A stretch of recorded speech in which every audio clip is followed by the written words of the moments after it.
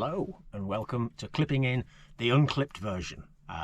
In recent videos I've been talking about changes that I've made to both on the bike feeding and immediate post-ride recovery feeds, and the benefits that I have been noticing after a couple of weeks, and some of the observations that I've made over 2 weeks of increased volume. I thought that with this kind of subject I really needed to be off the bike, away from those hills that make me out of breath, and away from distractions due to traffic or terrain. So that's why this is a home-based video. I appreciate that some people watch clipping in for cycling route ideas. Some people watch it for the views and the scenery. There are even some people who watch it for the jokes. Yeah, not that many of them who watch it for the jokes, but there will be some. And also there will be people who watch clipping in who have gone through their own little nutritional journey and they have their system sorted out and they're quite happy with what they're doing. For all those people, this is not the video for you. Feel free, skip, and I'll see you back out on the road in the next edition of Clipping In. But for the ones remaining, I think this will be not necessarily a solution or a way for people to say, aha, cracked it, this is the superior system, but rather by combining references that I've found, experience that I've gained over 25 years of being a competitive cyclist, and also the experience of returning aged 50 plus. I've been back a year on the bike, as I keep saying, and some of the assumptions that I carried across from being a 20-something rider, what's worked, what's failed. So it's that kind of thing. And I think if it serves a purpose, it's to basically, if you are having problems or if you are wanting to improve your long ride stamina, your staying power, or your day-to-day recovery, if there is a nutritional, if there's a nutritional reason underneath all that, then this video might at least make you question what you're doing as regards feeding and so on. And after all, it's easy enough to make these changes and easy enough to try things out.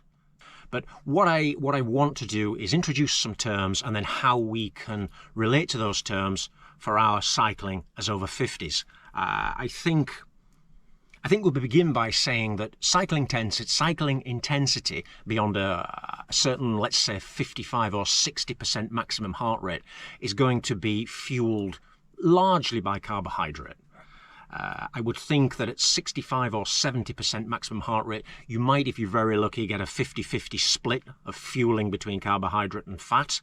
But at higher intensities than that, perhaps 70%, 75%, the balance will shift in favour of carbohydrate, and you might very well be seeing 60% carbohydrate, 40% fat. If you are working somewhere up near threshold, say 25-mile time trials where you're sitting on threshold, that's going to be majority fueled by carbohydrate, perhaps 100% carbohydrate at that intensity, and therefore you could be burning, I don't know, 1,100, 1,200 calories of pure carb, which would amount to, say, 300 grams plus of muscle glycogen per hour, and that would quickly run the tanks down. The exact proportions of carbohydrate and fat will depend on the individual subject. It will depend on muscle types, fast twitch, slow twitch. It will depend on their sex. It will depend on their training history, because there is a degree of trainability to fat burning too. But I think what I will do is stick with using myself in a lot of these examples, where obviously I'm using myself as a 1.91 meter rider who's weighing quite a lot at the moment, somewhere well north of 90 kilograms. And that means that I am not economical. A smaller, lighter, more economical rider will obviously be base training at lower power levels, and they will be burning fewer calories and therefore less carbohydrate or less glycogen than me. But I'll stick with my examples and everything can be scaled, hopefully. By way of an example, at my sort of base pace, where I do these long rides that you might have seen on Clipping In, the 6-hour, the 7-hour, the 8-hour rides, I'm generally burning around 700 calories per hour, and I'm estimating that of that, 60% is carbohydrate. It would obviously be higher if I'm in very hilly country, or if I'm sprinting through traffic lights, or I'm meet up with riders who are faster than I am and I foolishly decide to sit in with them and lift my pace. All that burns extra carbohydrate. but let's stick with that 60% carbs on a 700 calories per hour. That's 420 calories per hour. That's 105 grams of carbohydrate per hour. Now, the next question has to be, where is the carbohydrate stored? And how much is there in that storage tank? That's the big question, because if I'm burning 105 grams per hour, if I had a human fuel tank that was 1,000 grams or something, then I would still be able to ride along quite merrily for almost 10 hours without any supplementary carbohydrate, which would be great. Unfortunately, typically, most of the glycogen storage for movement, for exercise, is stored in the muscles. And again, depending on the individual, the size of the individual, their muscle types and so on, and their age, which we'll get to later on, it could be between 300 grams to 500 grams of storage in the muscles. There's also a secondary storage in the liver of glycogen, but that's generally preserved for a survival mechanism, because the only fuel that the brain can operate with is glucose. And therefore, the storage in the liver is a sort of a biosurvival storage. So we don't really want to tap into that. If we do, strange things happen. If the supply of sugar or glucose to the brain is interrupted or it falls, then it has major impacts on the survival mechanism, on safety and things like that. We often see with hypoglycemia, which is where that brain supply has been disrupted and it's falling, we see that people struggle to form ideas, they struggle to speak clearly, they're generally not operating in the normal kind of way. And when it gets to an extreme level, hypoglycemia is extremely dangerous, because then the brain and the body can no longer function and they shut down. And we see that in diabetics, in extreme cases of hypoglycemia. In exercise terms, when the muscle stores are empty and the levels in the blood are falling, we often, cyclists, we've got dozens of names for it, but you have the bonk, hunger knock, the French call it the fringale, all these terms, because everybody who's ridden long distances on bikes has experienced the bonk in one way or another. So returning to our case of cycling at base pace, where I'm burning around 105 grams per hour, if we take that range of 300 to 500 grams of glycogen stored in the muscles, and we assume that I'm somewhere in the middle, 400, 450, then I'm going to have an empty tank after 4 hours. And that's when the problems could begin. Obviously, I would prefer to avoid that situation for various reasons, because if you have a severe hypoglycemia or even the beginnings of hypoglycemia on a bike, then it's not a lot of fun. The central governor of the body detects what's going on, and it already starts to shut things down. Your pace falls, your legs hurt. It's doing its best to discourage you from continuing this crazy exercise, and your performance deteriorates very quickly. So what we need to do really then, we need to supplement the muscular stores. And traditionally, looking back at training literature for 20, 30, 40 years, a recommended amount would be 1 gram of carbohydrate per kilogram of lean body weight per hour for moderate aerobic exercise. So again, keeping to me, my lean body weight would be somewhere around 80 kilograms. So that would be 80 grams of carbohydrate per hour. That is actually quite difficult to achieve on long, unsupported rides. I've found that over the last couple of weeks since I increased my levels to 80, 85 grams per hour. But even with 80 grams per hour, your muscle stores are still depleting, but at a more manageable level of 20, 25, 30 grams per hour. I was previously assuming a much higher percentage of fat was being burned at my base pace, and I was feeding at around 40 grams per hour, which would have meant obviously that every hour my muscle stores were being depleted by 65 grams. And again, with our assumption that my tank is somewhere around 400 to 420, I would be hitting empty around 7 hours, even with a feeding strategy. So that actually happened to me a couple of times. So the ideal thing then is to increase the feeding intake whilst in the saddle. And there is an interesting thing here. For a long time, sports nutrition, certainly in the 90s, was pushing the what you would call glucose polymers and maltodextrins, and it was discouraging people from using the more simple sugars, which is interesting because if you go back to the 1950s, you see that the 50s and the 60s, sports nutrition in cycling terms was characterized by things like Ribena, things such as Lucozade when you had to buy it at a chemist in an orange glass bottle.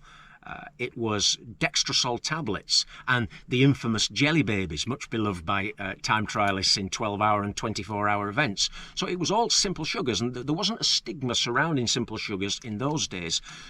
Nothing like the one that kind of grew up in the 90s when we were told that that was old hat and there were far, far better ways of feeding on the go than using simple sugars. Now, if someone has perhaps motorised backup of it, by some quirk they have unlimited supply of carbohydrates, either liquid or solid form, then what's to stop them feeding at incredible rates of 100, 110, 120 grams per hour? Generally speaking, I tried some very high feed rates in 12-hour time trials in the 2000s, and I found that particularly in that sort of flat aero position on the tri-bars, I couldn't feed for very long periods above 100 grams per hour, because then I encountered digestive problems, reflux, all kinds of unpleasantness, and eventually that sort of turned off my ability to feed. And ultimately, in the second half of the event, from 6 hours to 12 hours, I encountered bonk, basically, because my stomach was refusing to work. So I think it's better in training, to explore and find out what levels of carbohydrates you can get along with, because not everyone can feed at phenomenal rates. My threshold seems to be around 90 grams per hour, perhaps 100 if I'm using a nice blend of carbohydrate types. One of the criticisms often levelled at simple sugar feeding is they'll say, oh, that's the quickest way to the diabetic clinic. But it's interesting to note that during vigorous exercise, which is what we're talking about as cyclists, the insulin response of the body is turned off. That is where normally, if the body detects the digestive input of carbohydrate, it would then say, oh, the blood sugar is going to shoot up, I don't like that, and it tells the pancreas to produce insulin that then shuttles that blood sugar away, either for muscle storage or for later on just to get it out of the bloodstream. But that mechanism is suspended during exercise, and what it actually does, as soon as it sees the blood sugar rising, it will use that preferentially rather than tap into the muscle glycogen stores. So really there isn't an insulin spike once you're exercising at a vigorous level, which really equates to a thumbs up for simple sugars while exercising. Not necessarily a thumbs up right throughout the day, but when you're on the bike and you're riding, simple sugars are fine.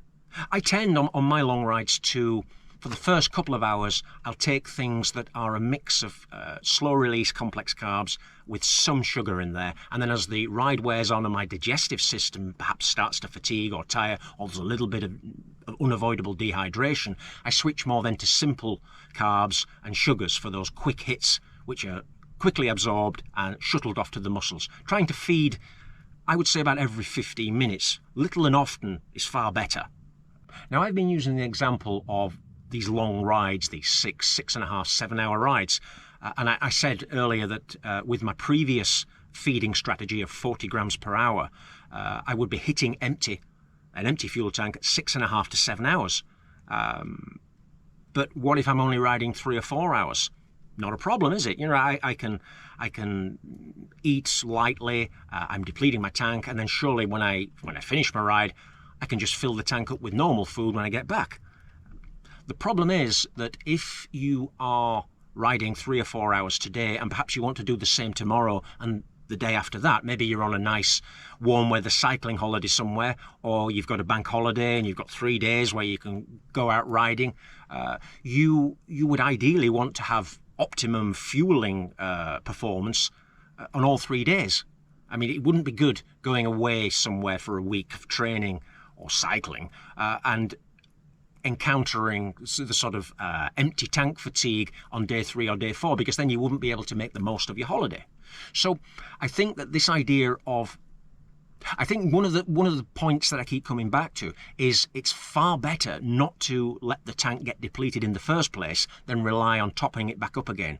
And I think the best way of doing that is a very generous feed strategy while you're riding.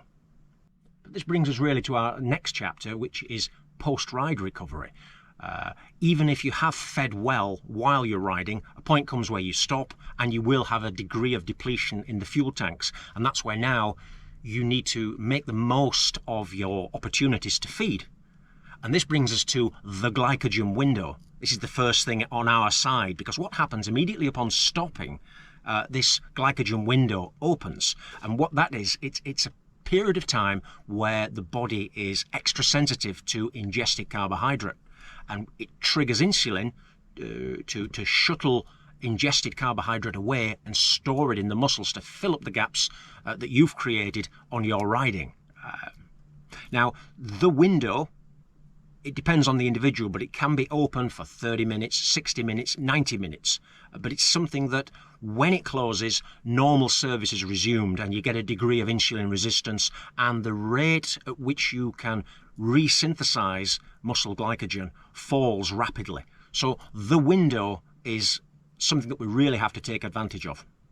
So because there's a finite time to the window, it's important that when you finish a ride, you don't just sort of hang around somewhere or get involved in cleaning your bike or let that window pass without taking advantage of it, because then you'll be falling back on normal insulin responses, and you'll need an awful lot of time and an awful lot of ingested carbohydrate to refill your carbohydrate tank. Whereas with the window, we enjoy far higher rates of glycogen synthesis. Another bonus that the studies all point to is if you take a controlled amount of protein in conjunction with the carbohydrate in this recovery meal, that also increases the insulin response even further, and therefore increases further the ability to resynthesize muscle glycogen. That's a huge advantage. Most of the literature suggests a 4-to-1 ratio of carbohydrate to protein in that window. So for example, if you had 80 grams of carbohydrate and 20 grams of protein, you've got a post-ride meal or snack of 400 calories, and you're observing that ratio of 4-to-1. There are various opinions on how large the immediate post-ride meal or snack should be. There are many references that I've seen that all talk about this 80-20, 400 calories. And I think if you have fed well during the ride, that 400 calorie burst in the window might be enough. You often see, by the way, in professional races, you'll see someone like Peter Sagan famously crossing the line and almost inhaling a bag of Haribos, because what he's trying to do there is whack as much simple carbohydrate into that glycogen window as soon as it opens, i.e. when he stops riding. I think one of the dangers, perhaps, if you've done a long hard ride and you've got a jittery tummy, you don't necessarily want to take on board too large a recovery meal straight away. I think, there are 1 or 2 references that talk about going for 2 grams of carbohydrate per kilogram with 0.5 grams of protein per kilogram of body weight. And that would mean, again, for me, 160 grams of carbs, 40 grams of protein, 800 calories in total. That's quite a volume. However you take it, whether it's liquid or solid, it's quite a volume. And I think there might be gastric problems if you finished on a hot stomach, or just in general, you might cause some kind of a bottleneck in your digestive system. And that could actually slow down the gastric emptying and therefore slow down the rate at which dietary carbohydrate is being processed. So I think it's probably better, if you really want to hit that window hard, it's probably better knowing that it's 30 minutes, 45 minutes, 60 minutes, hit it hard within the first 5-10 minutes of finishing, and then hit it hard again 20 or 30 minutes later. Now, of course, if your saddle feeding strategy was inadequate and you're finishing your ride almost empty, then I don't think any amount of carbohydrate and protein in the glycogen window is going to rectify that situation. Going from a complete bonk, a near hypoglycemic episode, to completely full tanks again can take a lot longer than 24 hours, even with optimal high carbohydrate diets. So again, as I said earlier, far better to avoid overly depleting the muscle stores than relying on sort of fast methods to replenish them. I said that I wanted this video also to be particularly relevant or with particular focus on older athletes. I'm not defining that perhaps over 50 is old in athletic terms, over 55, but older athletes. So then we have to ask then, what's different about being an older athlete compared to someone in their middle 20s? Well, one thing that we know that all sort of general medical science agrees upon is that the pancreatic function, the endocrine system, ages. It becomes less efficient. We know that there is a degree of insulin resistance with age, and that makes the body less of a fat burner. It's quite well proven, we can demonstrate that with lots of references, that fat oxidation decreases with age. I'm just looking at the figures. It says, comparing a 60-year-old to a 25-year-old, the fat oxidation under all circumstances reduces by 22 to 25%. Now, if that carries through into an exercise setting, we could be looking at a 25-year-old riding at 60 or 65% of their maximum heart rate, and they could be burning 50% carb, 50% fat. But because the capacity to fat oxidize with age is reduced, our nominal 55-year-old rider could be burning 60% carbs and 40% fat at that same exercise intensity. So again, they're going to run through their muscle stores more quickly than the younger rider. So that's fat oxidation with age. I also think that there's a tendency for the glycogen resynthesis process to reduce with age too. And that's, again, because pancreatic function is reducing. A very interesting thing that I found was comparing hypoglycemic episodes in people who are in their late 50s to people in their 20s. And what they found was, and I'm reading this now, it says symptoms in the older subjects, symptoms are only apparent at lower blood glucose levels, and cognitive dysfunction occurs far earlier, meaning that an older person experiencing hypoglycemia will get confused earlier, and they won't be aware of any symptoms until it's much too late. So I think in a more senior cyclist, you could be struck by bonk and not really know it's coming. You don't get the warnings that maybe a younger rider would get. And that's quite significant. What I would like to do is I'll put an insert up from a French cyclosportif magazine from 1997, and it's citing quite an interesting case. I'll put it up as a screenshot. You can, if you read French, you can read it for yourself. But for everyone else, I'll do a very rough translation. It says,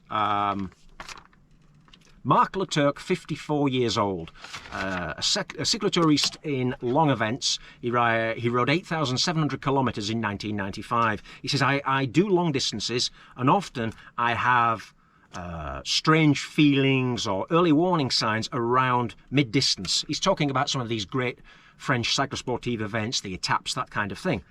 And he says it happens a little bit before the first feed zone. I'm not cooked, I haven't completely bonked, but I feel a certain heaviness. I always, I feed correctly on the morning of the big departures, and I always follow the rule of 3 hours. He's talking about getting a good breakfast 3 hours before the start. But he says that I put it down to my state of fitness or a certain tendency to go a little bit too quickly.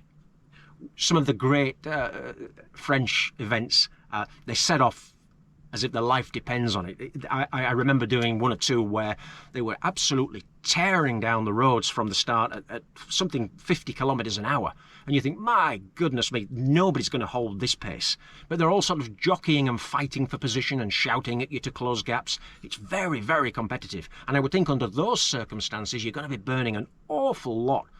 So returning to the script, he says, for me, this could not be Frangal because I'd had a good breakfast. Then one day, a doctor gave me a little device to measure sugar before the first feed, and, well, I was 0.55. Now, that is hypoglycemia territory, definitely. He said, in fact, I had burnt my sugar too quickly, and foolishly, I was waiting for the feed zone to eat. Now, I take bars from the first kilometres, and I am well from beginning to end.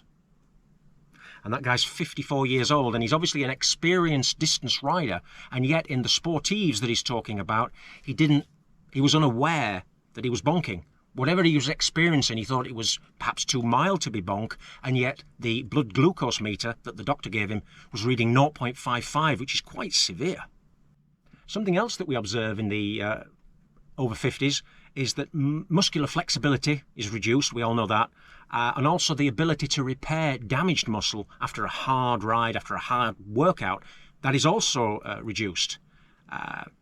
And the condition of the muscle, because we're storing the glycogen in the muscle fibres, the condition of the muscle also influences the ability to resynthesize glycogen. So if the muscle's damaged, you can't store as quickly or as much. Now, the good news is that I found 2 or 3 studies that compared 25-year-old cyclists and 55-year-old cyclists, and they followed the same intensities of training, and they followed the same on-the-bike feeding and recovery feeding.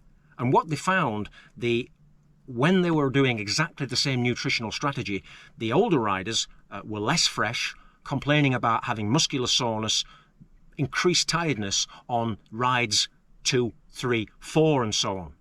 But when they changed the composition of the glycogen window meal, in other words, they increased it, they doubled it from the standard 80 gram carb, 20 gram protein, all the way up to 160 gram carb, 40 gram protein. So they went from one of those large meals that I was talking about earlier.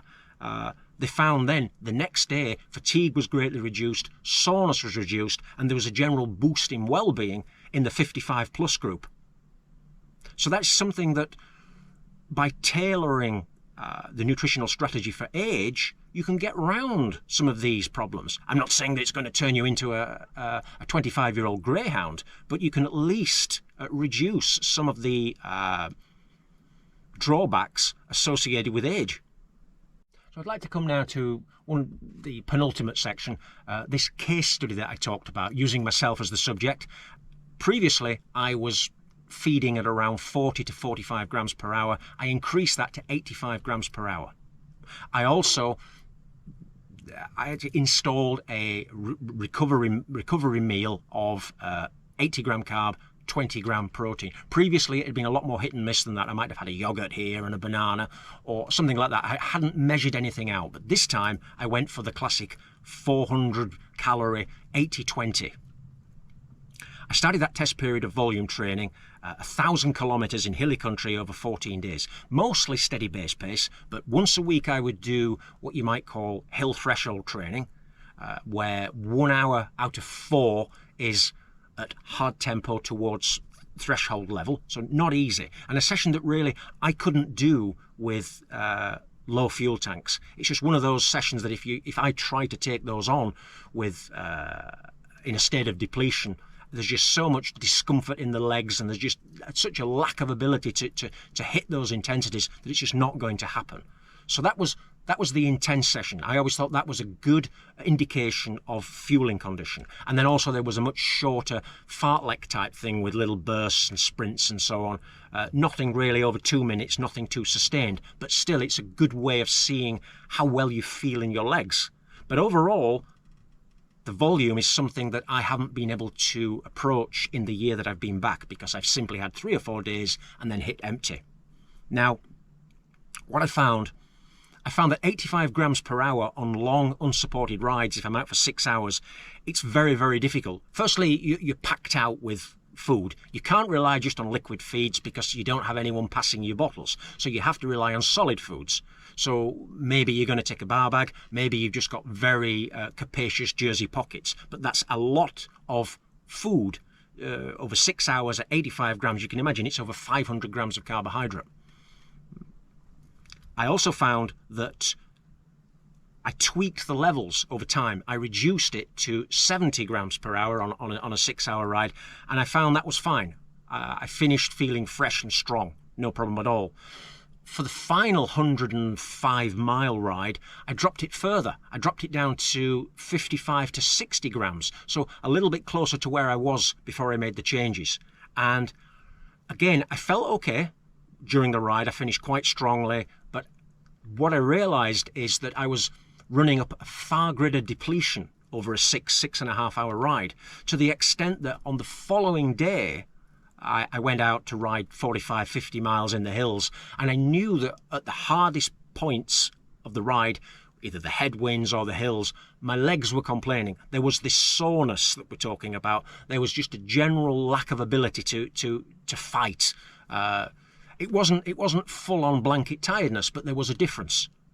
And that suggests once more that it's far better to avoid depletion in the first place rather than rely on the glycogen window or a generous high carbohydrate diet through the rest of the day if you want to get to the next ride, the next day's ride, in optimal condition. Far better to feed on the saddle. Conclusions from that 2-week test, I would say that I haven't had any overnight cramps. Whereas previously, after some of those long draining efforts when I rode 130 miles, that the night's sleep was disrupted by cramps. Even though I'd been taking electrolyte tablets and so on, I think the cramps, the muscular cramps, were actually connected to empty fuel rather than common or garden dehydration. Sore legs and lethargy, apart from that one time that I deliberately reduced my saddle feeding, I haven't had the sore legs, I haven't suffered the lethargy. I haven't had those days where you just want to crash out on a sofa and do nothing. And I've also noticed that I haven't had sort of savage carbo cravings after long rides. And as a result, I've actually found that although I'm eating a lot more on the saddle and I'm eating more in that immediate glycogen window, I'm eating less overall in a day because you are targeting where the depletion's going on, avoiding the depletion as much as possible, and then hitting that recovery window. And therefore, your body is not seeking extra carbs in a kind of emergency state of hoovering up carbs. Now, obviously, it's only a 2-week test, and it's only a subject of one, and therefore incredibly subjective. But what I would say is that everything is pointing to this continuation of energy levels and well-being, and I think that the quality of the rides themselves improve because you feel better able to ride the hills in a slightly bigger gear or at a slightly faster pace and so on. So I think ultimately if you ride that way and you're riding regularly and you're doing it with optimal fuel levels, I think you'll actually get fitter and stronger as a result because you're doing better quality training without straining. So I think in conclusion, this video, it's necessarily been very general, lots of simplifications, and ultimately it's anecdotal because it's based on a subject of one. The references are not anecdotal, but the results, the recommendations are anecdotal because they're just based on my own experience. But I never said it was going to be a presentation of a system. What I hope instead, I just think if there's enough there to make you curious, ask a few questions about your own approach to feeding and recovery. And if you think that there is room for improvement in what you're doing, hopefully then if you want to improve, then there's some ideas for you to try out. And they're easy enough to try. And it's easy enough not to try them too. Now, as always, the comment section's open. I always try to answer at length every comment of every kind. So I'll leave it there, see what's in the comments, see if it works as a conversation starter. And thanks for watching this far. See you next time, out on the road, I promise, for another edition of Clipping In. Bye-bye.